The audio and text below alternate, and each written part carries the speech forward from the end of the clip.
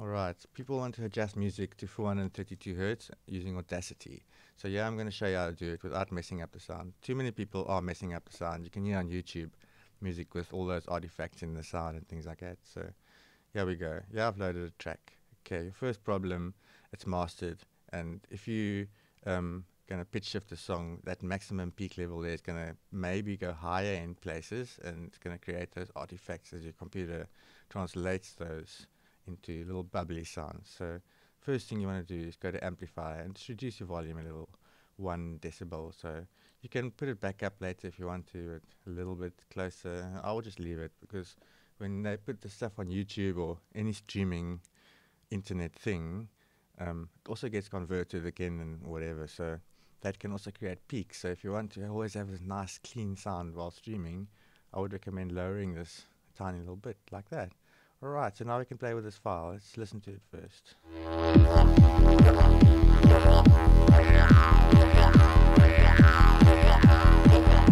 Yeah, it's not the best recording, but I mean, that's all that I have of my band that's like uncopyrighted and all of that. So here we go. How do we change this? Most people do this.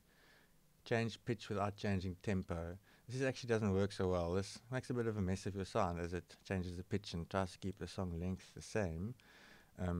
Other people are using sliding time scale pitch shift. This also can work better, but I don't even know how it works. Double thing there. So you don't need any of these things. All you need to do is use change speed. Sounds wrong, but if you read what it does there, change speed affecting both tempo and pitch. This is imitating a record player slowing down, which is exactly what you want. It's not going to add any little bubbly things into your sound or stuff like that. So anyway, you must wonder what you can see the little number to type in. This is your number, minus 1.818. You type that into percent change and hit go, and your song is converted to 432 Hertz, just like that. You'll see it stretches out, the song gets a bit longer, the whole thing stretches out a bit, and I'll play it for you to hear how fine it still sounds.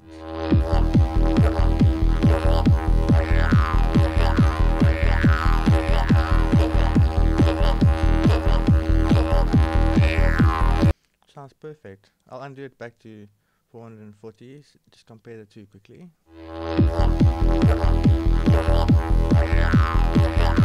Now put it back to 432.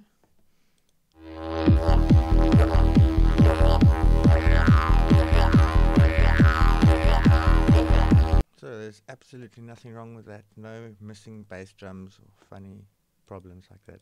And that's basically how you do it. And if you aren't sure if this actually went to 432 Hz, I can do it all again and compare two sine waves. So you can see, yeah, I will generate a 440 Hz sine wave. And then I will immediately apply our speed change and turn it to a 432 one. Okay, now all I need to do is generate a 432 Hz sine wave and compare the two. If they are the same, then we know this works perfectly. So let me play the converted one. And the generated 432, definitely the same. I'll play them together. So there you have it, total error-free conversion of music to 432 Hz. So you may be wondering why anybody would want to convert music like this. So it's mostly a numbers thing. So I'll show you some of that numbers thing.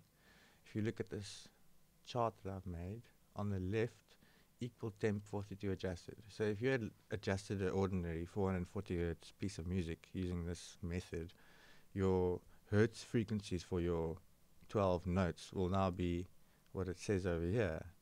And as you can see, I've added green lines highlighting, if you would say, some of the numbers. So if you compare the number directly to the right of the frequency in the scale, you will see that it is within 1 Hertz of the original frequency.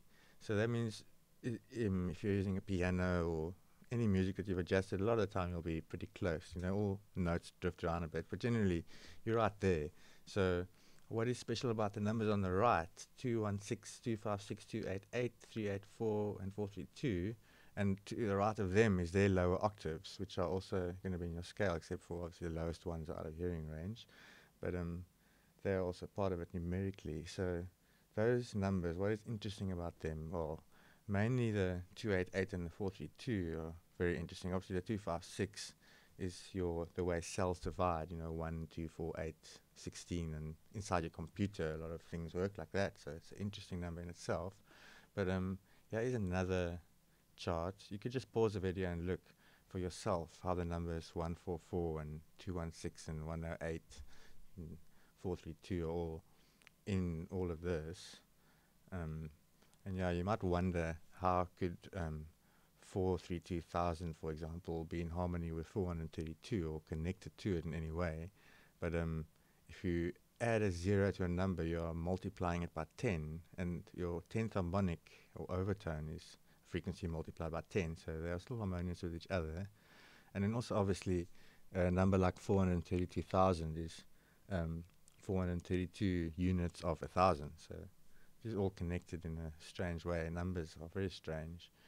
So another picture that I've made is the time cycles of our Earth. You can see the same numbers just keep popping up here as well. So it all seems to be connected. Not that I even understand how it all works, but what is interesting is if you're measuring your scale in hertz, or cycles per second, then this all connects, whereas if you make a scale using cents, then it doesn't work. Cents is the other measurement that people use to make scales. Personally, I don't even use the equal temperament. I use a pure scale. Then I have 288, all of these numbers, or even more numbers that are interesting in my scale, like the 120 or 60 hertz and all of those as well, and 180 hertz. But there's another thing. I'll put a link to my website over here on the video, so if you're interested in real pure scales that are even more in tune with this and how you can make them with VST synthesizers or other synthesizers in Logic or Cubase or things like that. But yeah, so that's all I have to say. I will say goodbye.